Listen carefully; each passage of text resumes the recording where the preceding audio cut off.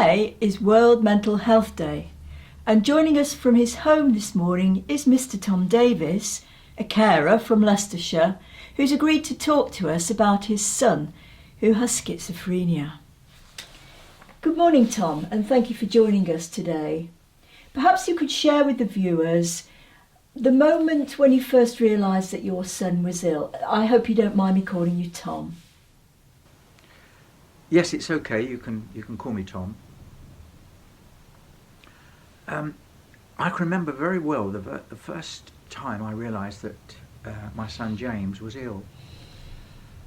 It was a summer's evening, and I'd just got home from work. I plonked myself in the chair and had a cup of tea, and I was watching the television. And then all of a sudden, a woman appeared from one of these war zones. She was bent over the body of her dead son, and she was wailing. It was pitiful, and I thought, I don't think I want to watch this any longer. So I looked at James, who was staring at the floor at the time. I said, "Do you mind if I switch over, James?" And then he just uttered words, a few words that changed our life forever. He said to me, "Why did you ring the BBC up?" "BBC, James? What are you talking about?" You know, don't deny it. They've been broadcasting my name all day, on the television and on the radio. But I can tell you, my heart sank. I felt sick. All those few months before, when I'd noticed a slight change in his behaviour, in James's behaviour, I thought he was perhaps getting a little bit unwell, a bit depressed. His girlfriend had packed him up, and I knew he was having problems at college. But then I realised it was more than that. I realised that James was a very sick boy. And from that day onwards, I went to work a dad, and I came home and went to bed a carer. What was the impact on you and your family? Well, the impact on our family was pretty traumatic, to be honest with you.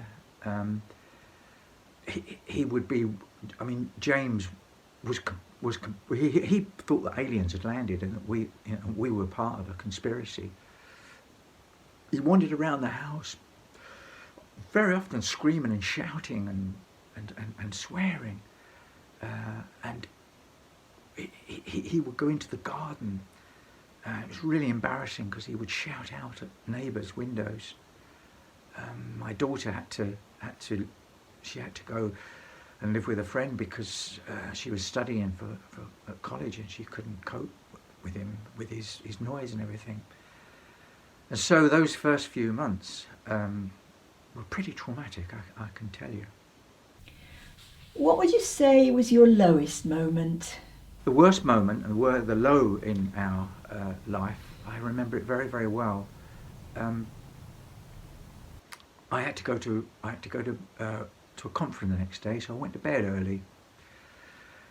And then suddenly, about 3 o'clock in the morning, I heard an almighty crash. And I rushed into James's room, and he was standing by the window, and he was shaking. I mean, literally trembling, his whole body. And I went up to hug him, and he flinched away. And I said, "Are you all right, James?" And he looked at me, and then suddenly said, "Are you my dad? Are you an alien?" And I said, "Of course I am your dad. I'm your dad. It's all right, James. It's okay. It's me." And then he just turned round and got back into bed and just said, "It's all right, Dad. Go back to bed now. It's all right." I dearly wanted to hug him. I just dearly wanted to say something to him, but to be honest with you, I didn't know what to do. I'd never been in that kind of situation, and I thought, well, he'd gone into bed, so I'll leave the room. And I left the room, and Mary was on the landing, and she was holding her cheeks, and she said, "Is he all right? Is he all right? What's happening? What's happening?" And I said, "It's all right, Mary. It's okay. He's just had a bit of a bad turn. Let's go back to bed." And so we did. And then we lay there discussing what to do, because it had only been the very first couple of months that he'd been ill. And then suddenly there was another almighty crash of breaking glass. And so I rushed out, and I ran into the bedroom, and he was going, off, off, off. It was really frightening. And he wasn't talking to me, he was talking to the wall. And then he turned at me and came towards me, and he's 6 foot, he's a big lad, and I was frightened. And his eyes were full of fear and full of menace, and I really didn't know what to do. And I just said, look, it's all right, James, it's me. Don't worry, it's me, James. Get back into bed. And he looked at me, and I thought, he's going to go for me. I'm going to have to run. But then he suddenly turned around, got back into bed. So I went to pick up all the pieces of the broken glass. And he angrily told me to get out, and I did. I didn't know what to do. As I say, I was frightened. I went back into our bedroom, and Mary was sitting on the bed, and she was sobbing her heart out. And she was just saying, he needs to go in hospital. I want my son back. I want my son back. So I said, look, let's just quieten down for a minute, and let him quieten down. And then suddenly there was another crash, and Mary went to go to him, and I said, look, just leave it for a minute, just let him calm down. And then she suddenly turned at me and said, you're frightened, aren't you?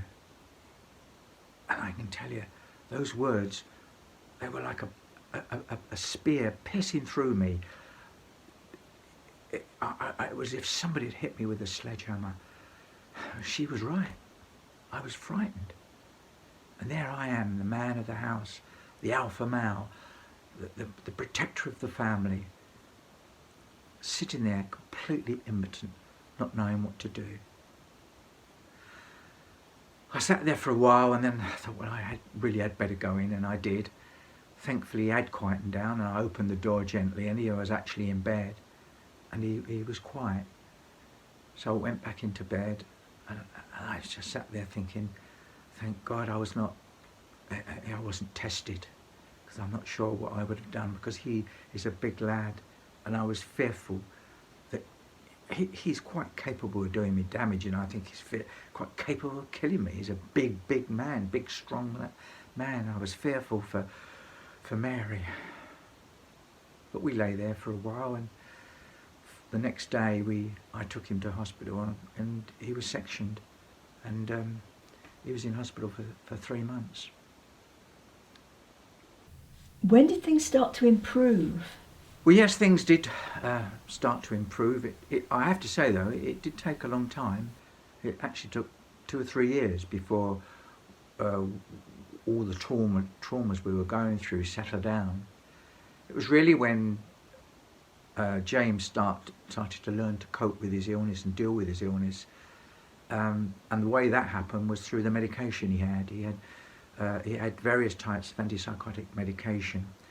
Then he had cognitive therapy, which was very good, because that helped him to understand that his voices were not aliens. They were actually in his head.